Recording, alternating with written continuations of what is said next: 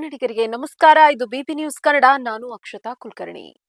ಭಾರತದ ಶಿಲ್ಪಕಲೆಯ ಇತಿಹಾಸದಲ್ಲಿ ಮಹಾರಾಷ್ಟ್ರದ ಎಲ್ಲೋರಾದಲ್ಲಿರುವಂತಹ ಕೈಲಾಸ ದೇವಾಲಯವು ಒಂದು ಮರೆಯಲಾಗದ ಅದ್ಭುತ. ಸುಮಾರು 1200 ವರ್ಷಗಳ ಹಿಂದೆ ನಿರ್ಮಾಣವಾದ ಈ ದೇವಾಲಯವು ಇಂದಿಗೂ ಇಡೀ ಜಗತ್ತಿನ ವಾಸ್ತುಶಿಲ್ಪಗಳು ಮತ್ತು ವಿಜ್ಞಾನಿಗಳಿಗೆ ಒಂದು ದೊಡ್ಡ ನಿಗೂಢವಾಗಿದೆ. 10 ಅಂತಸ್ತಿನ ಕಟ್ಟಡದಷ್ಟು ಎತ್ತರವಿರುವ ಒಂದು ಇಡೀ ಬೆಟ್ಟವನ್ನೇ ಮೇಲಿನಿಂದ ಕೆಳಕ್ಕೆ ಎತ್ತಿ ನಿರ್ಮಿಸಲಾದ ಈ ಏಕಶಿಲಾ ದೇವಾಲಯದ ಅಸಲಿ ಸತ್ಯವೇನು ಇಲ್ಲಿದೆ ನೋಡಿ. ನಿಮ್ಮನ್ನ ಅಚ್ಚರಿಗೊಳಿಸುವ ಕಂಪ್ಲೀಟ್ ಮಾಹಿತಿ. ಕೈಲಾಸ ದೇವಾಲಯವು ಜಗತ್ತಿನ ಅತಿದೊಡ್ಡ ಮೊನೋಲಿಥಿಕ್ ಸ್ಟ್ರಕ್ಚರ್ ಅಂದ್ರೆ ಒಂದೇ ಕಲ್ಲಿನಿಂದ ಕೆತ್ತಲ್ಪಟ್ಟ ಬೃಹತ್ ಸ್ಮಾರಕವಾಗಿದೆ. ಈ ದೇವಾಲಯವನ್ನ ನಿರ್ಮಿಸಲು ಆ ಕಾಲದ ಕುಶಲಕರ್ಮಿಗಳು ಸುಮಾರು 2 ಲಕ್ಷ ಟನ್ ಭಾರದ ಕಲ್ಲನ್ನ ಆ ಬೆಟ್ಟದಿಂದ ತೆಗೆದು ಹಾಕಿದ್ರು. ಇಂದಿನ ಕಾಲದಲ್ಲಿ ಅಷ್ಟು ದೊಡ್ಡ ಪ್ರಮಾಣದ ಕಲ್ಲನ್ನ ಸಾಗಿಸಬೇಕಂದ್ರೆ ಸುಮಾರು 11,000 ಟ್ರಕ್ಗಳು ಬೇಕಾಗುತ್ತವೆ. ಸಾಮಾನ್ಯ ಉಪಕರಣಗಳನ್ನ ಬಳಸಿ ಇಷ್ಟು ಬೃಹತ್ ಮಂದಿರವನ್ನ ಹೇಗೆ ಕೆತ್ತಿದರು ಎಂಬುದು ಇಂದಿಗೂ ಎಲ್ಲರನ್ನ ಬೆರಗುಗೊಳಿಸುವ ವಿಚಾರವಾಗಿದೆ. ದೇವಾಲಯದ ನಿರ್ಮಾಣದ ಶೈಲಿಯು ಅತ್ಯಂತ ವಿಭಿನ್ನವಾಗಿದೆ. ಸಾಮಾನ್ಯವಾಗಿ ಕಟ್ಟಡಗಳನ್ನ ಕೆಳಗಿನಿಂದ ಮೇಲೆ ಕಟ್ಟಲಾಗತ್ತೆ, ಆದ್ರೆ ಕೈಲಾಸ ದೇವಾಲಯವನ್ನ ಬೆಟ್ಟದ ಮೇಲ್ಭಾಗದಿಂದ ಕೆಳಭಾಗದವರೆಗೆ ಕೆತ್ತುತ್ತಾ ಬರಲಾಗಿದೆ. ಇದರಲ್ಲಿ ಒಂದು ಚಿಕ್ಕ ತಪ್ಪು ನಡೆದಿದ್ರೂ ಸಹ ಅದನ್ನ ಸರಿಪಡಿಸಲು ಯಾವುದೇ ಅವಕಾಶವಿರಲಿಲ್ಲ.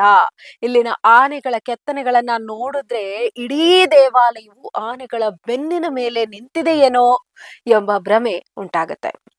ಇಲ್ಲಿನ ಗೋಡೆಗಳ ಮೇಲೆ ರಾಮಾಯಣ ಮತ್ತು ಮಹಾಭಾರತದ ಕಥೆಗಳನ್ನ ಸುಂದರವಾಗಿ ಕೆತ್ತಲಾಗಿದೆ.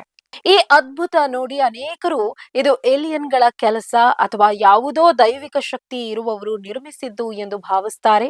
ಯಾಕಂದ್ರೆ ಇದನ್ನ ಮನುಷ್ಯರು ನಿರ್ಮಾಣ ಮಾಡಿದ್ದಾರೆ ಅಂದ್ರೆ ಇವತ್ತಿಗೂ ನಂಬೋದು ಕಷ್ಟ ಸಾಧ್ಯ. ಆದ್ರೆ ಇದನ್ನ ಯಾರು ಹೇಗೆ ನಿರ್ಮಾಣ ಮಾಡಿದ್ರು ಅನ್ನೋದಕ್ಕೆ ಯಾವುದೇ ಸಾಕ್ಷ್ಯಗಳು ಸಿಕ್ಕಿಲ್ಲ.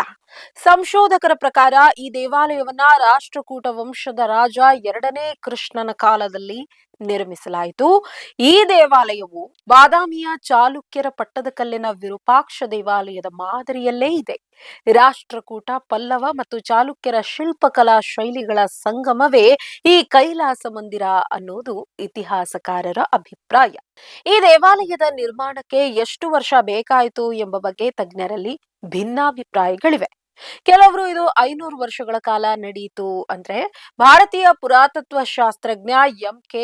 ಧವಳೀಕರ್ ಅವರ ಪ್ರಕಾರ ಇದನ್ನ ಕೇವಲ 12ರಿಂದ 15 ವರ್ಷಗಳಲ್ಲಿ ಪೂರ್ಣಗೊಳಿಸಲಾಗಿದೆ. ಜಲ ನಿರೋಧಕ ತಂತ್ರಜ್ಞಾನ ಮತ್ತು ಆ ಕಾಲದ ಶೈಲಿಯ ಪ್ರಕಾರ ಪ್ರತ್ಯೇಕ ತಂಡಗಳು ಏಕಕಾಲದಲ್ಲಿ ಕೆಲಸ ಮಾಡುವ ಮೂಲಕ ಈ ಸಾಧನೆ ಮಾಡಲಾಗಿದೆ ಎಂದು ಅವರು ವಿವರಿಸುತ್ತಾರೆ.